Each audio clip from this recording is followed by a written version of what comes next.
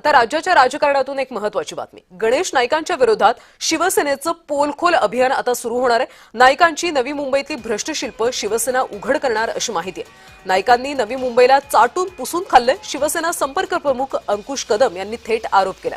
एकनाथ शिंदे गणेश नाईक आता वाद उफाळण्याची चिन्ह आहे।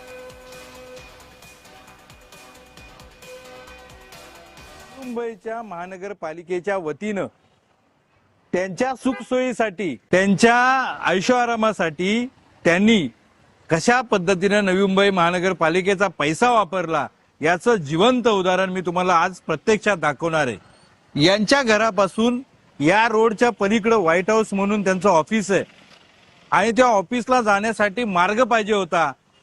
ते जर का सर्वसामान्य लोक फिरून जातात, परंतु त्यांना जर का जायचं असेल तर महानगरपालिकेच्या खर्चातून स्वतःच्या ऑफिसला जाणारा ब्रिज तयार केलाय। तर अशा पद्धतीने एकनाथ शिंदे आणि गणेश नाईक यांचा वाद आता उफाळण्याची शक्यता आहे, कारण अंकुश कदम यांनी अनेक आरोप यावेळी केलेले आहेत। गणेश नाईक यांनी नवी मुंबईला चाटून पुसून खाल्लंय असा थेट आरोप अंकुश कदम यांनी केलेला आहे। सोबतच आता त्यांची भ्रष्ट शिल्प शिवसेना उघड करणार असा एक इशारा सुद्धा अंकुश कदम यांनी दिला। एकनाथ शिंदे आणि गणेश नाईक यांच्यातला वाद आता उफाळण्याची शक्यता आहे। गणेश नाईक यांनी काही दिवसांपूर्वी एकनाथ शिंदे आणि श्रीकांत शिंदे या दोघांवर सुद्धा टीका केली होती आणि त्यानंतर आता शिवसेना आक्रमक झाल्याचं पाहायला मिळते। गणेश नाईक यांनी नवी मुंबईला चाटून पुसून खाल्लंय, आता त्यांचे सगळे भ्रष्टाचार आम्ही उघड करणार असा इशारा शिवसेनेने दिलेला आहे। अंकुश कदम यांनी असा थेट इशारा दिला, त्यामुळे आता पुढे नेमकं काय घडतं हे पाहणं महत्त्वाचं आहे। एकनाथ शिंदे आणि गणेश नाईक हा वाद उफाळण्याची चिन्ह आहेत। खरं तर काल निलेश राणे यांनी सुद्धा गणेश नाईक यांच्यावर टीका केली होती। एकनाथ शिंदे उपमुख्यमंत्री आहेत म्हणूनच गणेश नाईकांना वनमंत्री हे पद मिळालं, नाहीतर त्यांना सरकारमध्ये पदही मिळालं नसतं असं राणेंनी म्हटलं होतं।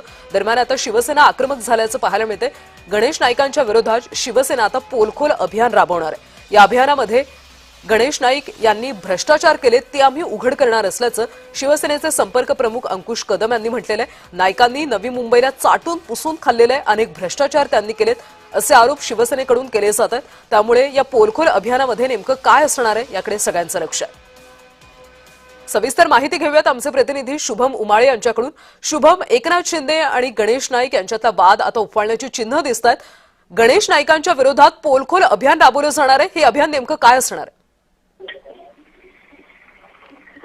कल्याणी खरं बघायला गेलं तर उपमुख्यमंत्री एकनाथ शिंदे आणि भारतीय जनता पक्षाचे मंत्री गणेश नाईक यांच्यातील वाद जो आहे तो आता अजून वाढण्याची शक्यता आहे आणि याची सुरुवात नवी मुंबईमधनं होताना दिसून येत आहे। अशामध्ये गणेश नाईक यांनी भ्रष्टाचाराची शिवसेनेकडून पोलखोल जी आहे ती करण्यात आली होती आणि अशामध्येच आता शिंदेच्या शिवसेनेचे नवी मुंबईचे संपर्क प्रमुख अंकुश कदम यांच्याकडनं ही पोलखोल अभियान करण्यात येत आहे। खरं तर अंकुश कदम यांनी काही वेळ आधीच शिवसेनेमध्ये पक्षप्रवेश केला होता। एकनाथ शिंदे यांच्या शिवसेनेमध्ये काही काळ आधीच ते आलेले आहेत आणि अशामध्ये ज्या पद्धतीने मागील काही महिन्यांपासून गणेश नाईक हे शिवसेनेच्या विरुद्ध किंवा एकनाथ शिंदे, श्रीकांत शिंदे यांच्या विरुद्ध सर्व हालचाली करताना दिसून येत आहेत, आरोप प्रत्यारोप करताना दिसून येत आहेत। अशामध्येच कुठेतरी पक्षातील वरिष्ठांकडूनच अंकुश कदम यांना हिरवा कंदील दाखवण्यात आलेला आहे का गणेश नाईक यांच्या विरुद्ध काम करण्याचा, हा देखील एक प्रश्न उपस्थित होतोय।